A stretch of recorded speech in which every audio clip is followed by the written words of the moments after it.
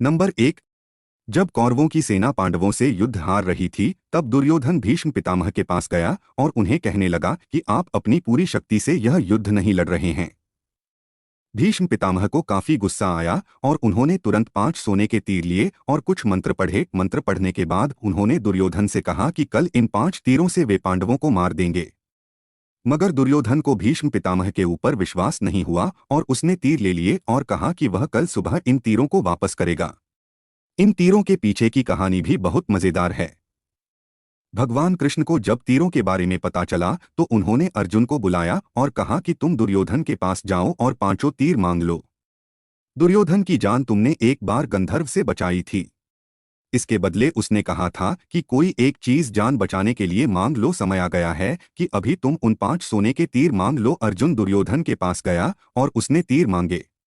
क्षत्रिय होने के नाते दुर्योधन ने अपने वचन को पूरा किया और तीर अर्जुन को दे दिए। नंबर 2। द्रोणाचार्य को भारत का पहले टेस्ट ट्यूब बेबी माना जा सकता है। यह कहानी भी काफी रोचक है। द्रोणाचार्य के पिता महर्षि भारद्वाज थे और उनकी माता एक अप्सरा थीं। दरअसल एक शाम भारद्वाज शाम में गंगा नहाने गए, तभी उन्हें वहां एक अप्सरा नहाती हुई दिखाई दी। उसकी सुंदरता को देख ऋषि मंत्रमुग्ध हो गए और उनके शरीर से शुक्राणु निकला, जिसे ऋषि ने एक मिट्टी के बर्तन में जमा करके अंधेरे में रख दिया। इसी से द्रोणाचार्य का जन्म हुआ। नंबर 3। जब पांडवों के पिता पांडु मरने के करीब थे तो उन्होंने अपने पुत्रों से कहा कि बुद्धिमान बनने और ज्ञान हासिल करने के लिए वे उनका मस्तिष्क खा जाएं।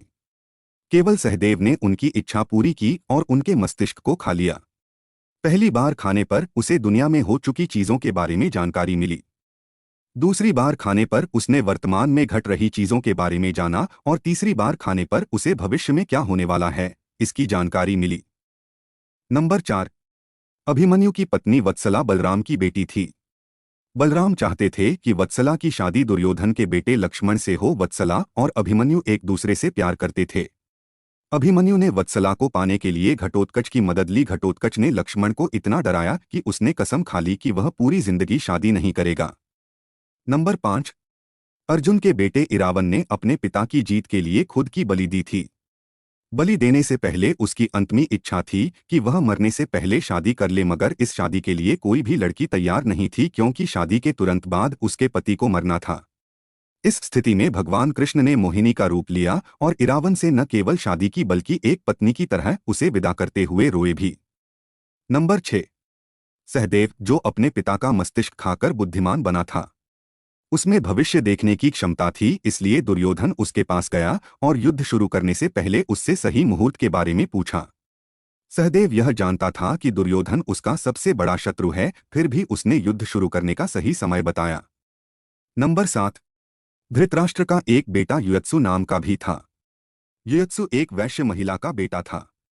दरअसल धृतराष्ट्र के संबंध एक दासी के साथ थे जिससे युयत्सु पैदा हुआ था। नंबर 8। महाभारत के युद्ध में उडुपी के राजा ने निरपेक्ष रहने का फैसला किया था। उडुपी का राजा न तो पांडव की तरफ से थे और न ही कौरव की तरफ से।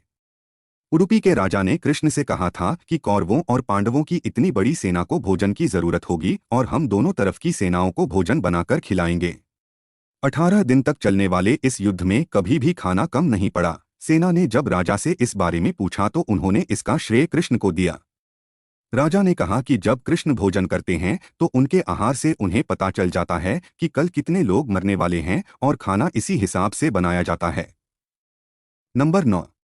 जब दुर्योधन कुरुक्षेत्र के युद्ध क्षेत्र में आखिरी सांस से ले रहा था, उस समय उसने अपनी 3 उंगलियां उठा रखी थी।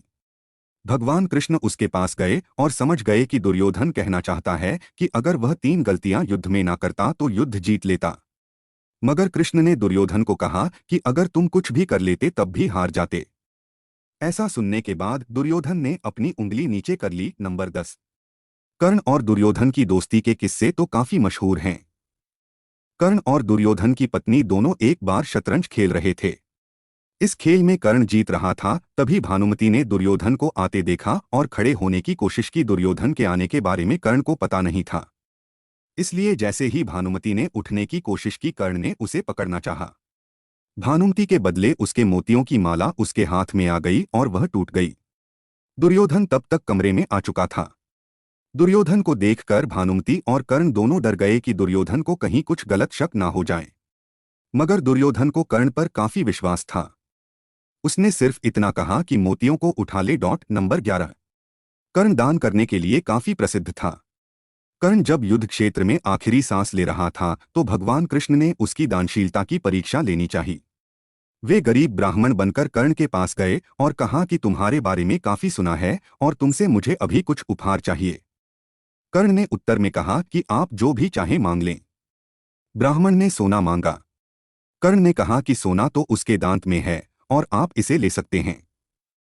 ब्राह्मण ने जवाब दिया कि मैं इतना कायर नहीं हूं कि तुम्हारे दांत तोड़ूं।